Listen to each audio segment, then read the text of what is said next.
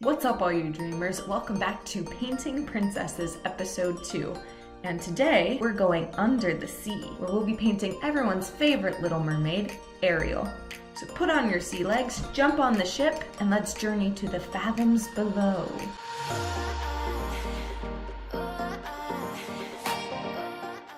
Alright, here we are again. I've got my sketch ready. Let's jump right into this drawing. Alright, The Little Mermaid was released by Disney in 1989. Yeah, sorry guys, not a 90s film exactly, but it does mark the beginning of the Disney Renaissance era and was an immediate hit among the audiences that saw it.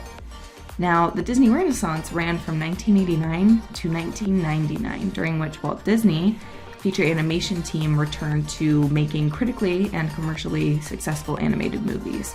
And these movies were all based on well-known stories or fairy tales that people could connect with or already knew at the time.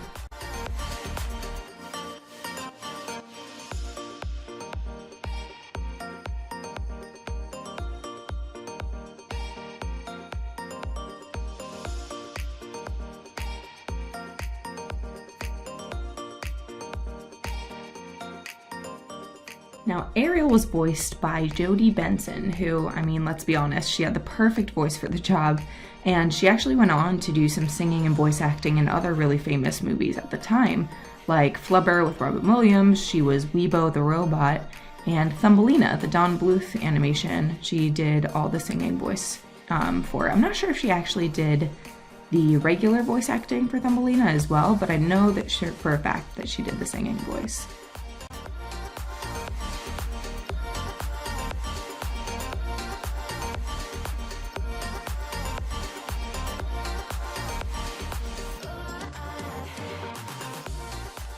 Now, Ariel is also the very first non-human Disney princess to be animated by Disney, and they actually had to do a lot of studying and a lot of research to figure out how to animate her iconic red hair and the movements that it would make underwater, which honestly is one of my favorite parts about watching the movie, is just seeing how her hair moves underwater.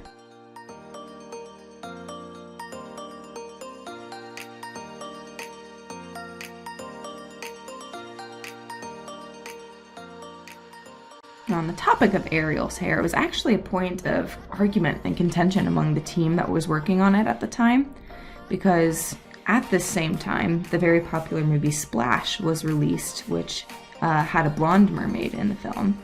And the red was chosen in part because, red and green are complementary colors, but also because they didn't want to repeat another recent film based around a mermaid. Speaking of color and animation, the blue-green color of Ariel's tail fin was specially mixed by the Disney Paint Lab, and they actually named it Ariel in her honor.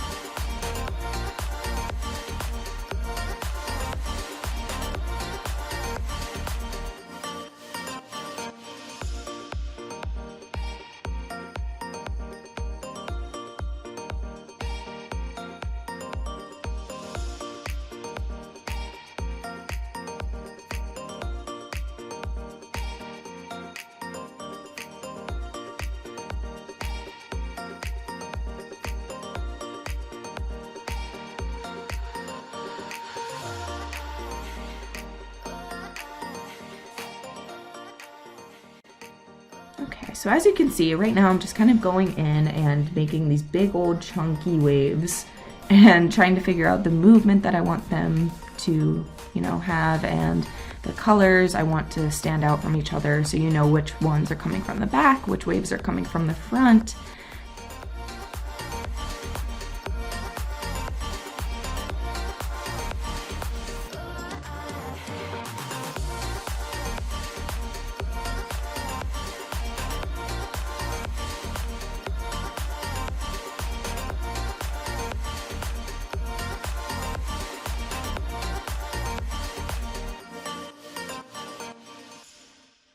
And then, after I get all these colors blocked in and figured out, I go in with my sketch brush and pull some white seafoam onto the very tops of each wave.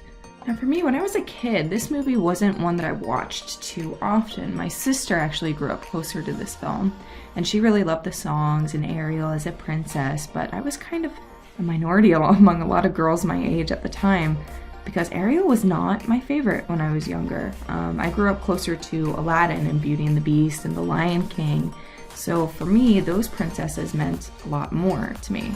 As for the movie, I think the design and the colors they used were stunning for the underwater scenes. But out of all the characters, I think I connected more to Triton and Ursula. Even as a kid, Triton's design and his voice were so cool and really impactful, and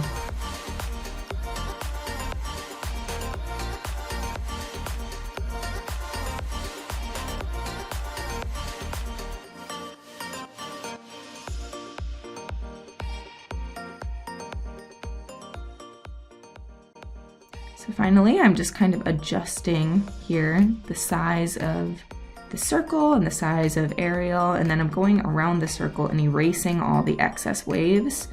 And then I go in and add a little splash of yellow on top of this circle to make it look like some sunlight. And then I'll go in and add some shading and very basic coloring on top of her hair and on her skin, just to pull things together.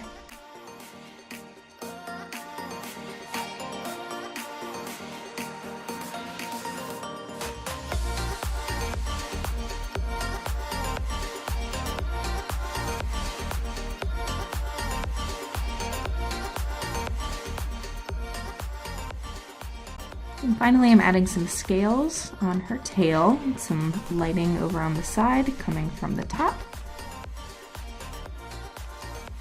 Adding some drop shadow underneath the movement of her hair.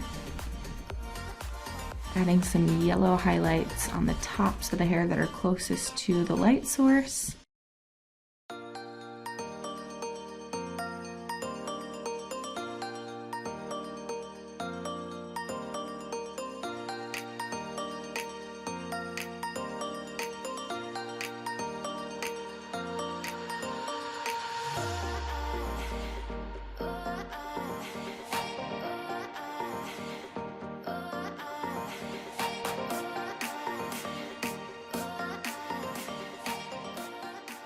Then finally, as per usual, I go in and add my signature over on the right, make it adjusted, and we are finished.